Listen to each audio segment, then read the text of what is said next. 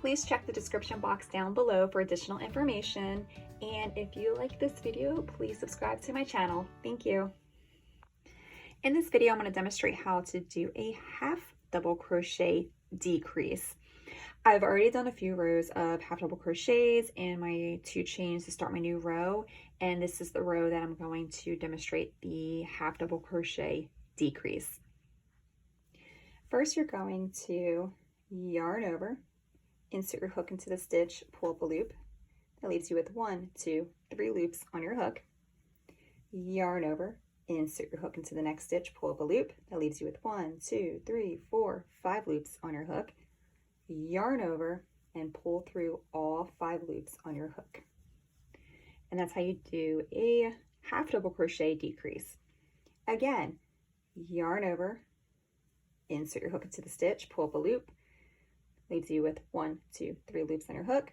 Yarn over, insert your hook into the next stitch, pull up a loop, leaves you with 1, 2, 3, 4, 5 loops on your hook.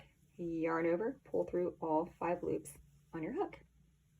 Again, yarn over, insert your hook into the stitch, pull up a loop, yarn over, insert your hook into the next stitch, pull up a loop, yarn over, pull through all loops on your hook.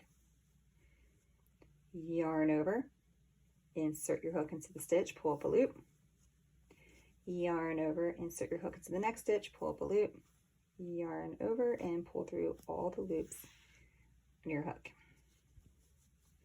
Again.